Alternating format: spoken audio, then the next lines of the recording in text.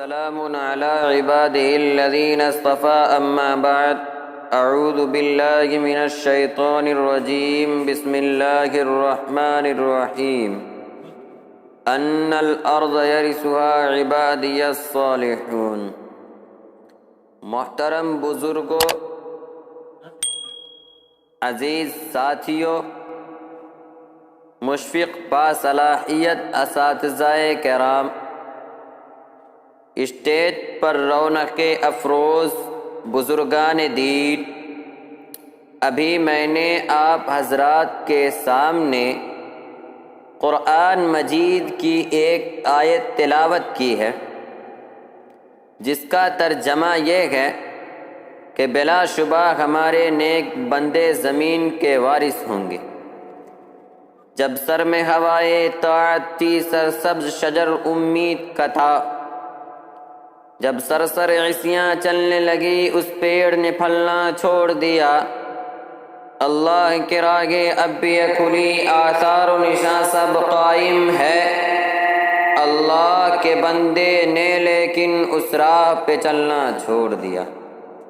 آپ ذرا اس زمانے کا تصور کریں جب کہ وہ تنہا ایک 40 سالہ انسان نے اسلام کی آواز بلند کیا، اور صرف 23 سال میں وہ آواز اتنی دور پہنچ گئی کہ تاریخ اس کی مثال دینے سے قاصر ہے۔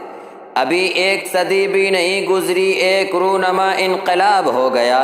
جو غریب تھے وہ امیر ہو گئے، جو بیچارے چرواہے کہے جاتے تھے وہ مسند اقتدار پر متمکن ہو گئے۔ جن کو دنیا والے ان پڑھ بدھو کہا کرتے تھے، ان کا سیل رواں اتنی تیزی سے بڑھ رہا تھا کہ ربع مسکون عالم پر ان کی تہذیب و تمدن کا ڈنکا بجنے لگا۔ جو علم و تہذیب کے پچھلے صفوں میں تھے وہ امام بن گئے۔ انہوں نے یہ ثابت کر دیا کہ قرآن کا یہ اعلان اپنی جگہ درست ہے، ان الارض یرثها عبادی الصالحون۔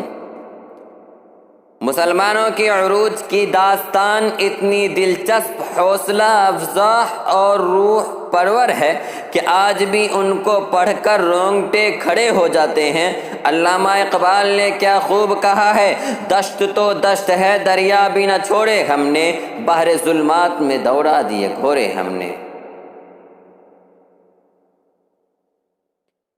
ایک وقت تھا جب مسلمانوں کی شوقت و شطوط اور رعب وہیبیت کا ڈنکا بج رہا تھا۔ ان کی تہذیب کی زبان تھے، وہ نیک تھے، راست باز سے صاحب صلاحیت تھے، محقق تھے، علم دوست تھے، اور سب سے بڑی بات یہ تھی کہ ان کے دلوں میں اللہ اور رسول کی اتنی محبت تھی کہ جتنے وہ اپنے مال و دولت اور اہل و عیال سے بھی نہیں کرتے۔ یہی وجہ تھی کہ وہ جس سرزمین پر قدم رکھتے وہ ان کی قدم چومنے کے لیے بے قرار نظر آتی۔ جن کو دنیا والے ان پڑھ بدھو کہا کرتے تھے، ان کا سیل رواں اتنی تیزی سے بڑھ رہا تھا کہ ربع مسکون عالم پر ان کے تہذیب و تمدن کا ڈنکا بجنے لگا۔ یہی وجہ تھی کہ وہ جس سرزمین پر قدم رکھتے وہ ان کی قدم چومنے کے لیے بے قرار نظر آتی۔ وہ جدھر رخ کرتے انہیں فتح ہی فتح نصیب ہوتی۔ سچ کہا ہے کہنے والوں نے، جدھر رخ کیا سلطنت زیر فرما، جدھر آنکھ اٹھائی ممالک مسخر، مگر وہی قوم آج ذلیل و خوار ہو رہی ہے، وہی اسلام کے نام لیوا آج پے در پہ شکستیں کھا دے رہے ہیں۔ کبھی ہم نے اس کو سوچا، کبھی غور کیا، چین سے لے کر افریقہ کی صلاحوں تک جہاں دیکھیے مسلمان زندگی کی میدان میں شکستیں کھاتا جا رہا ہے۔ کبھی ہم نے ان کو سوچا، کبھی سمجھا، کبھی دیکھا۔ سوچیے اور سمجھیے، ظاہر ہے کہ جن صفات نے ہمیں بام عروج پر پہنچایا، جن خوبیوں نے ہمیں ترقی کے منازل طے کرائے، وہی خوبیاں ہم اپنے اندر دوبارہ پیدا کر لیں تو ہم سب جلد کامیاب ہو جائیں گے۔ اخیر میں وہی شعر سن لیجئے تاکہ آپ کا ذہن تازہ ہو جائے۔